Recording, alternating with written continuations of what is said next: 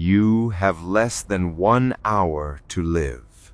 Not because your ship is broken, not because you made a mistake, but because you are falling into Jupiter. And Jupiter does not let anything leave. The pressure gauge is spiking. You don't know why yet. You don't know where you are yet. The clouds receive you first. At the uppermost layer, ammonia crystals glitter in the weak sunlight, temperatures hovering around -145 degrees Celsius. It looks almost beautiful from the right angle, pale white and golden brown, lit from above by a sun that is 5 times farther away than it appears from Earth. You descend through this layer in less than a minute.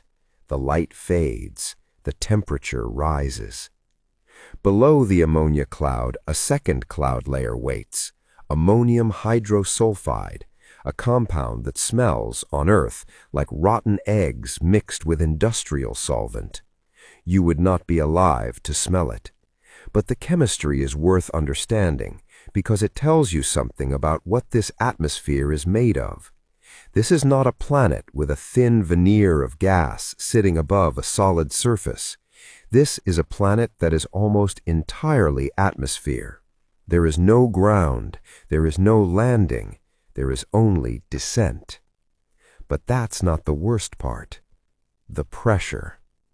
Every 10 kilometers you fall, the atmospheric pressure doubles. On Earth, atmospheric pressure at sea level is approximately 1 bar, 1 standard atmosphere, the pressure your body has adapted to over the course of human evolution. At the cloud tops of Jupiter, pressure is already 1 bar.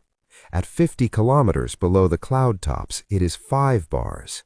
At 100 kilometers, it approaches 10. At 500 kilometers, it exceeds 1,000 bars, 1,000 times the pressure you feel standing on the surface of your home planet. This is the pressure found at the deepest point of Earth's oceans, but you are not in the ocean. You are in the middle of a gas giant, still falling, and the pressure is still rising. No spacecraft humans have ever built could survive this. Jupiter does not look like a planet when you are close enough to fall into it.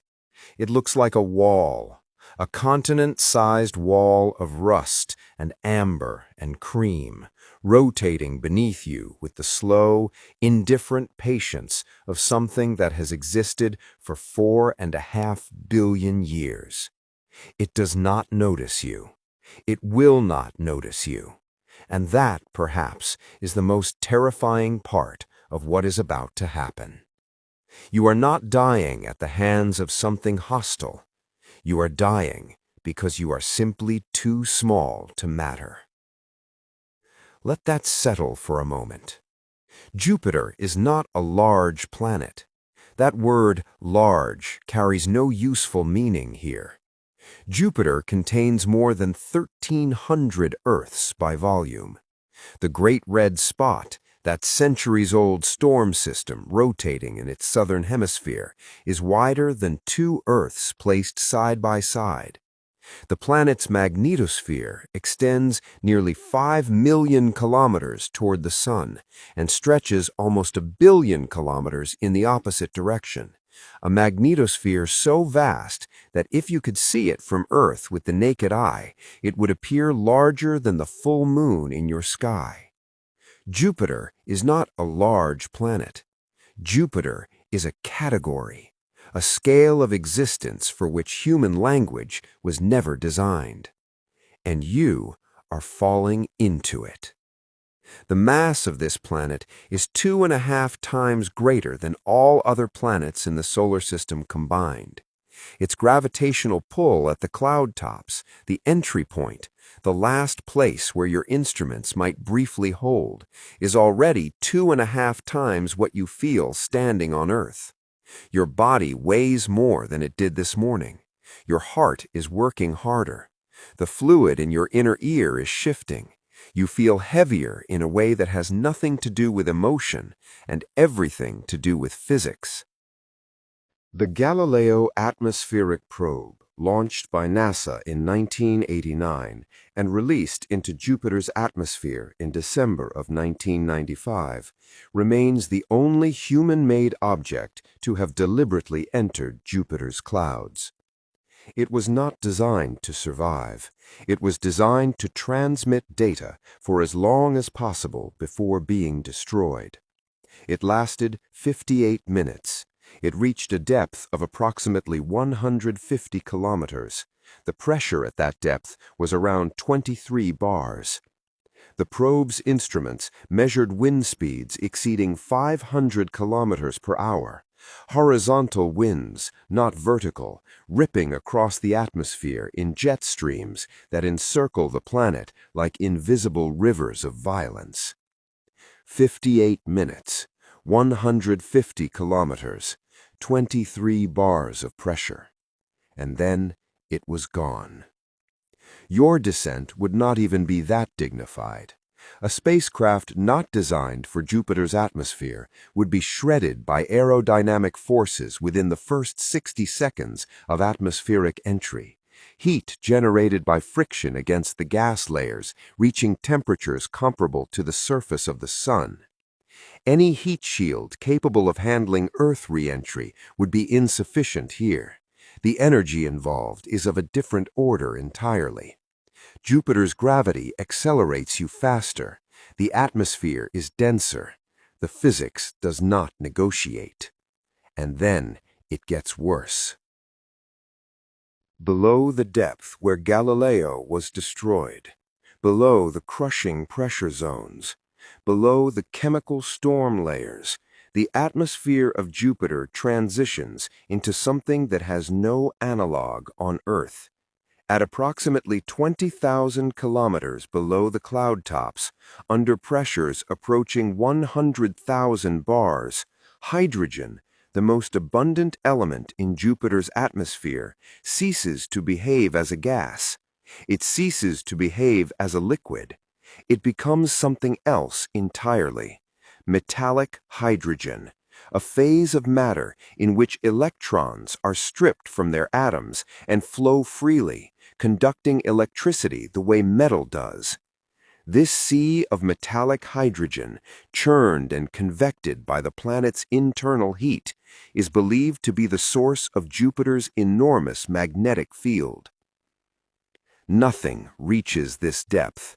Nothing survives the transition.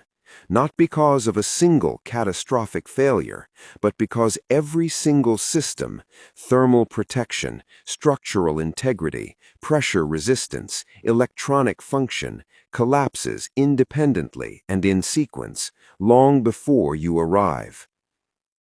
You cannot go deeper. Not because it is prohibited, because it is physically impossible with any technology humanity currently possesses or could realistically develop within the scope of this civilization. There is no escape trajectory from inside a planetary atmosphere under these conditions. To reach escape velocity from Jupiter's gravitational field, you would need to be moving at approximately 60 kilometers per second, more than 5 times the escape velocity from Earth. A spacecraft entering Jupiter's atmosphere is decelerating, not accelerating. Its engines, even at full thrust, cannot overcome the combined effect of gravitational pull and atmospheric drag. The math closes every door. Every possible avenue of survival requires energy that cannot be generated, stored, or delivered in the time available.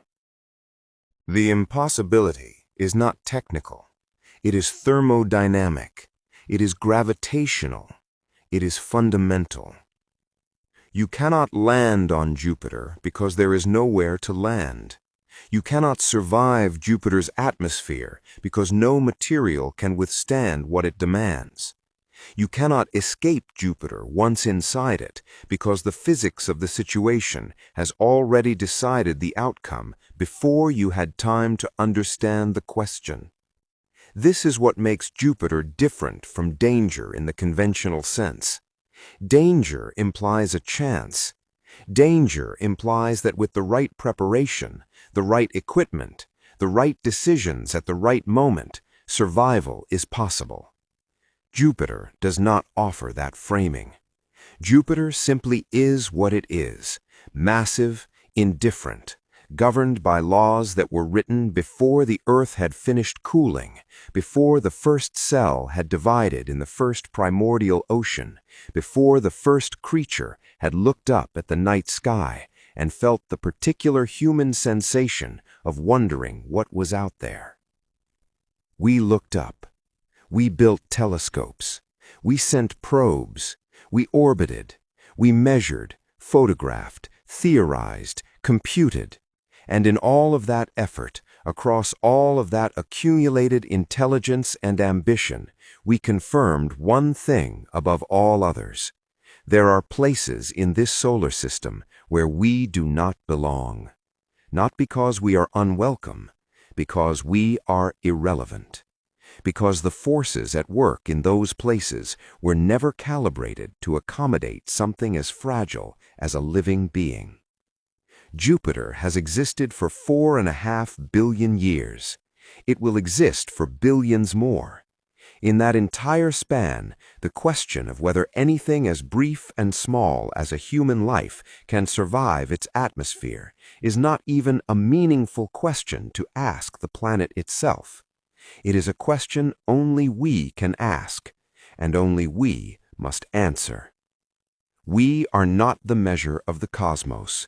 We are a footnote in it, a brief, luminous footnote, capable of asking the right questions, even when the answers remind us how small we are.